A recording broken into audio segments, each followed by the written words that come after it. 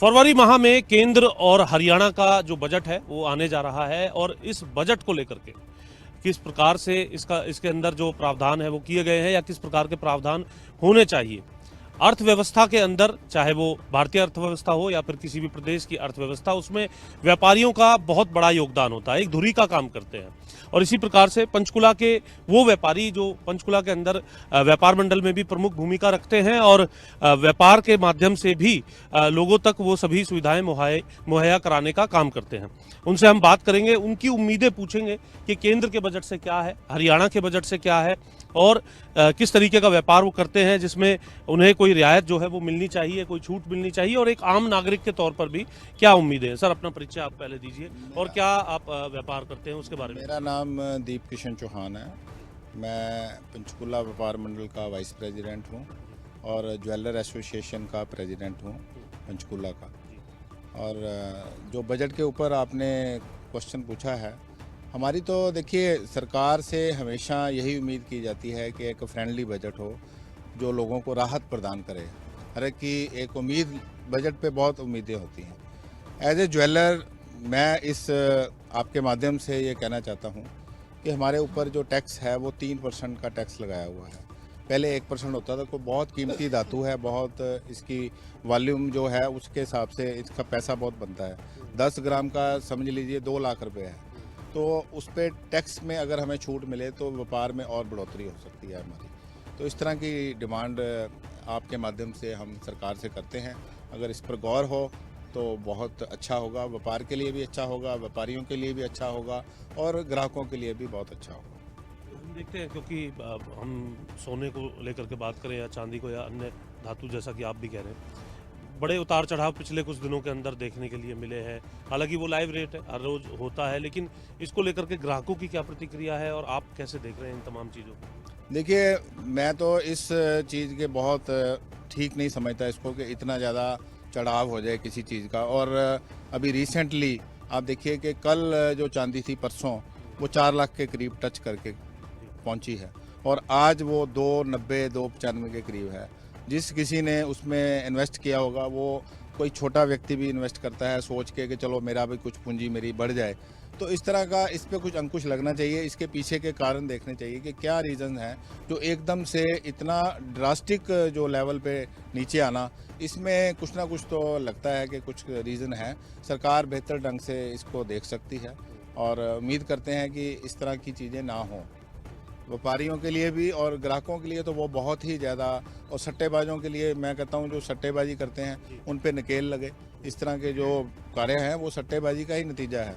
आम आदमी उससे बहुत परेशान है। आम आदमी परेशान है। आम आदमी के तौर पर आपकी क्या प्रतिक्रिया। ये तो चलो व्यापारी के तौर पर, ग्राहक की भी आपने पीड़ा बताई।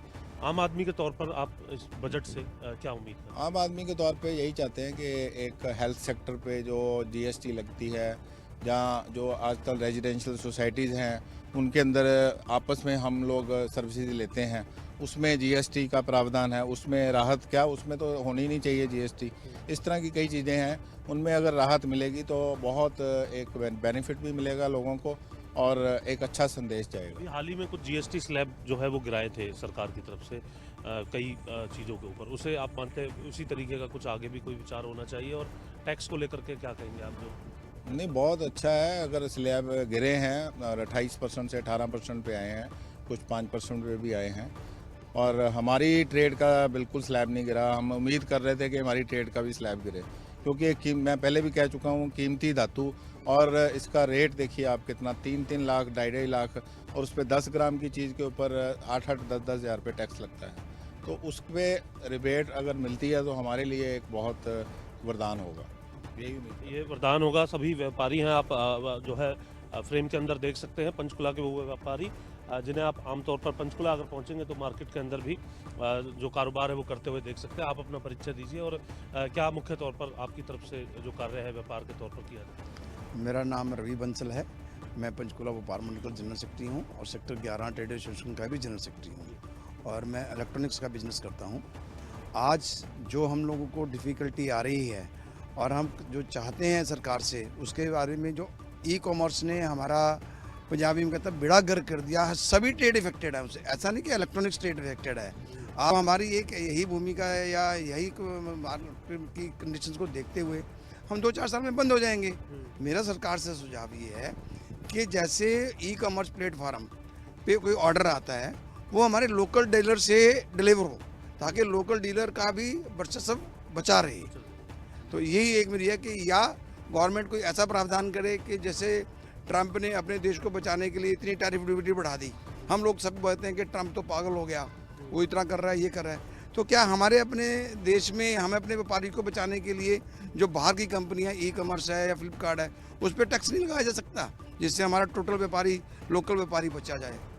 जो वो छूट दे रहे हैं उसका एक बैलेंस भी बने उसको लेकर। या बैलेंस नेचुरली यदि हमारे लोकल ट्रेडर से यदि आज मान लो फॉर एग्जांपल हम सेक्टर 5 में खड़े हैं, 5 में से कोई नियर बाई ऑर्डर जी आता है तो 5 सेक्टर के डीलर से वो डिलीवर होना चाहिए प्रोडक्ट, और उससे लोकल कस्टमर को बेनिफिट है कि उसकी अप्रोच बड़ी नज़दीक है, वो कहाँ जाके उस प्रोडक्ट की डिलीवरी के लिए कोई गलत चीज़ आ गई है, कोई कंप्लेंट है वो दे सकता है। ऑनलाइन में कंप्लेंट का सुविधा नहीं हो तो कंपनी का नंबर देता है, ये कंप्लेंट है, तो कस्टमर भी परेशान होता है कहीं ना कहीं। तो इस लाइन में कस्टमर भी हैप्पी होगा, दुकानदार भी हैप्पी होगा और कंपनी भी हैप्पी होगी। बैलेंस माध्यम से यदि चलेंगे तो हम दुकानदारों का वर्चस्व बचा रहेगा, नहीं तो अदरवाइज ऑनलाइन ने सभी ट्रेडर्स को बुरी तरह से प्रभावित किया हुआ है। बिल्कुल, ऑनलाइन मार्केट का एक बड़ा प्रभाव जो है वो यहाँ पड़ा है। एक और जहाँ उपभोक्ता है वो इसे एक सुगम साधन मानता है, तो वहीं दूसरी तरफ व्यापारी ये मानते हैं कि आने वाले समय में उनके लिए व्यापार करना बहुत ही कठिन होने जा रहा है। चैलेंजिंग तो अभी भी बना हुआ है। आप बताइए, आप एक युवा व्यापारी जो है लग रहे हैं, आपको देख करके एक रोज़गार की बात भी मन में आ रही है हालांकि, लेकिन क्योंकि आप व्यापारी हैं, पहले आप अपनी प्रतिक्रिया बताइए और क्या उम्मीद कर रहे हैं बजट से। नमस्कार जी, राज मित्तल मेरा नाम है और हमारी फूड ग्रेड की इंडस्ट्रीज़ है। जैसे अभी अनिल बंसल साहब ने बताया कि जो बाहर की कंपनी है, जैसे ट्रंप साहब ने इंपोर्ट ड्यूटी बढ़ाई है, तो ऐसे हमारे प्रधानमंत्री को भी यहाँ पर इंपोर्ट ड्यूटी बढ़ानी चाहिए, ताकि जो बाहर की कंपनी आ रखी है जी उनको ऊपर टैक्स पड़ेगा। जो छोटा व्यापारी है यहाँ पर, जो मध्य वर्ग का व्यापारी है, वो हमारी रीढ़ की हड्डी है सरकार की जी, लेकिन वो आने वाले 2 से 4 या 5 साल के भीतर वो ख़त्म हो जाएगी जी। अगर बाहर से प्रोडक्ट सस्ते आते रहेंगे, जो यहाँ के व्यापारी है जी, जो यहाँ के किसान वर्ग है, उनके लिए बड़ी दिक्कत की बात है। तो हमारी तो बस सरकार से दरख्वास्त है कि जो बाहर से प्रोडक्ट आ रहे हैं उनको या तो बंद करना चाहिए या उनके ऊपर ऐसी इतनी इंपोर्ट ड्यूटी लगा देनी चाहिए कि जो बाहर से सस्ता सामान आ रहा है वो बंद हो जाना चाहिए। ये स्पेसिफिक व्यापारी के तौर पर हो गया, और क्या उम्मीद कर रहे हैं आप बजट को लेकर के? तो जो जैसे जीएसटी की स्लैब है जी, उसको जैसे अभी 0, 5, 12, 18, 28 है जी, तो स्लैब 2 या 3 होनी चाहिए जी, मतलब उसमें कन्फ्यूज़न होती है जी। कन्फ्यूजन की बात यहाँ पर कही जा रही है, हालांकि स्लैब अलग अलग जो है लगी है। कई बार जीएसटी काउंसिल की बैठक में उन्हें जो है घटाया गया है, रिव्यू किया गया है। आप अपना परिचय दीजिए और क्या आप व्यापार करते हैं उसके बारे में। मेरा नाम अनिल थापर, मैं पंचकुला व्यापार मंडल का अध्यक्ष हूँ और मैं गारमेंट्स इंडस्ट्री से हूँ। मेरा मानना सिर्फ ये है, जीएसटी की बात तो है ही है, लेकिन क्योंकि अध्यक्ष होने के नाते मैं करीब 50 साल से इस बिज़नेस में हूँ, चंडीगढ़ से मेरा वास्ता रहता है, तो देखने में ये आ रहा है पिछले 2-3 सालों से, जैसे हमारे सेक्रेटरी साहब ने कहा है, ये बहुत ज़्यादा व्यापार डाउन जा रहा है और कई छोटे व्यापार बंद हो रहे हैं। उसका मेन कारण ये ऑनलाइन है। देखिए, आज आप बिलो पॉवर्टी लाइन है, चाहे आप बहुत पैसे वाले हैं, कोई भी है, सोशल मीडिया पे सारे एक्टिव है। सोशल मीडिया पे एक्टिव होने से क्या हो रहा है, जो चीज़ें आप पहले घर से चल के दुकान पे आते थे, जिसमें आपका पेट्रोल भी लगता था, जिसमें आपके 4 चीज़ों का खर्चा भी होता था और जिसमें रोज़गार भी मिलता था, आप किसी को ड्राइवर को भेजते किसी को, वो सारा बंद हो गया। छोटा दुकानदार इतना ख़राब हो गया है। अगर ये सरकार थोड़ा सा इस बात पे ध्यान दे कि जो बिजनेस है लोकल, जैसे हमारे प्रधानमंत्री जी कह रहे हैं स्वदेशी अपनाओ, अब स्वदेशी अपनाओ, या हमारे हाथ के कारीगर इतने हैं हिंदुस्तान में, बहुत कुछ हो सकता है, लेकिन अगर उनको इतना प्रोत्साहन नहीं मिलेगा, कुछ बजट ऐसा बनाया जाए जो छोटे लोग हैं, देखिए जो बड़े लोग हैं, पैसे वाले हैं, वो बाहर भी ला जा रहे हैं और विदेशों से भी सामान ला रहे हैं। जो छोटा वर्ग है वो हमारा रीढ़ की हड्डी है हमारे बिजनेस के लिए, वो आके हमसे सामान लेता है।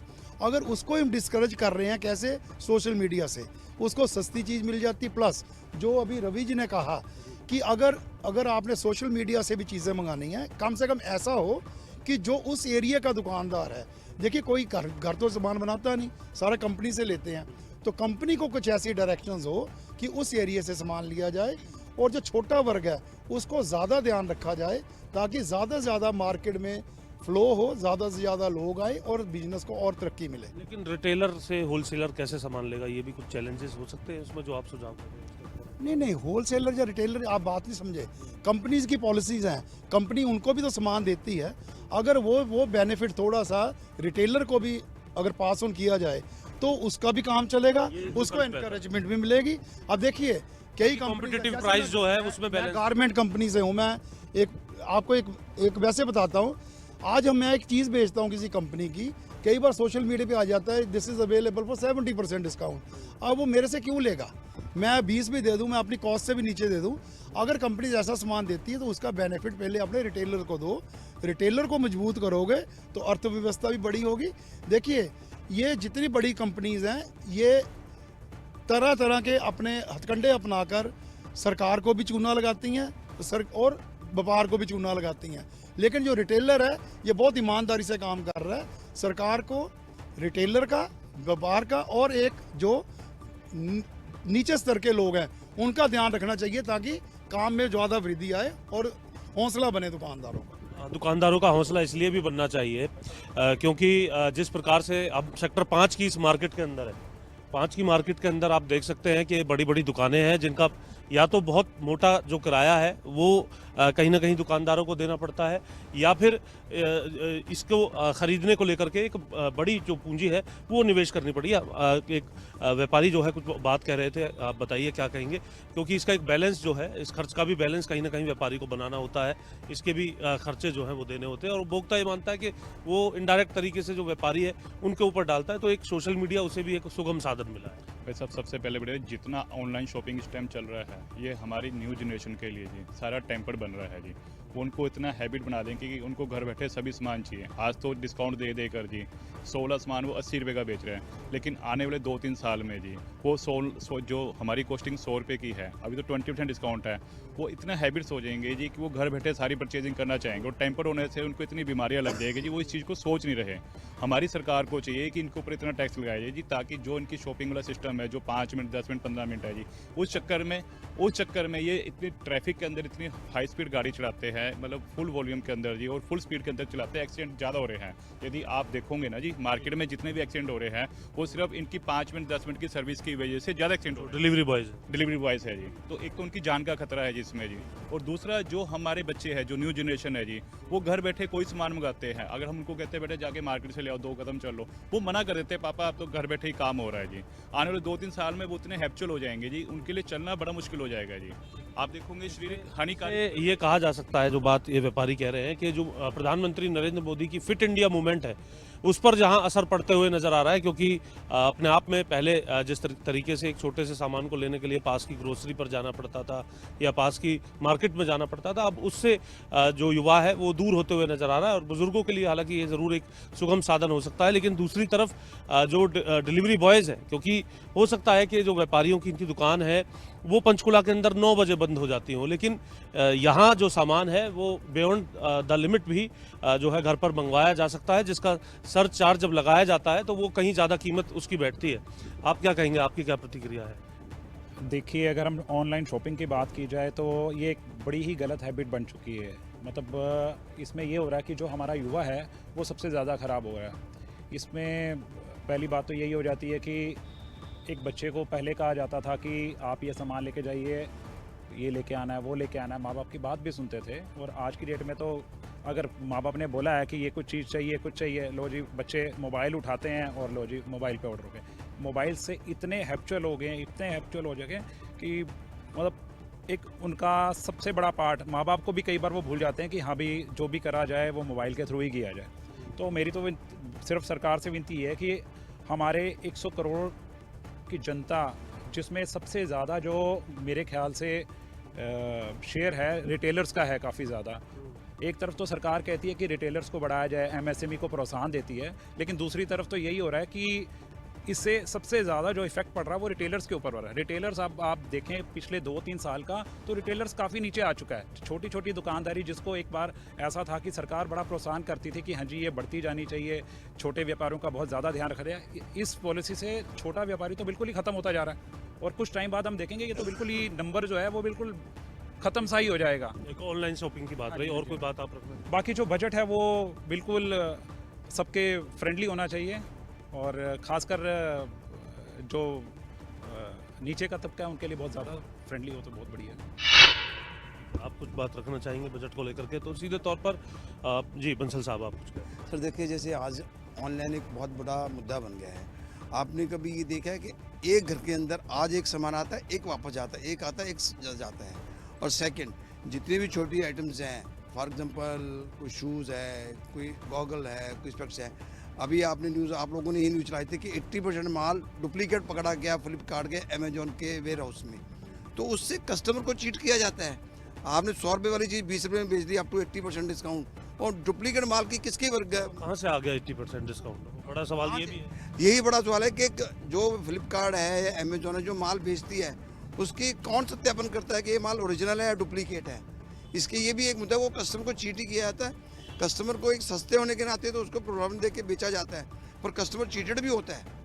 बहुत केसेस में सुना है कि उसने मोबाइल बनाया और निकली साबुन की टिक्की। ऑनलाइन की कोई जिम्मेवारी नहीं।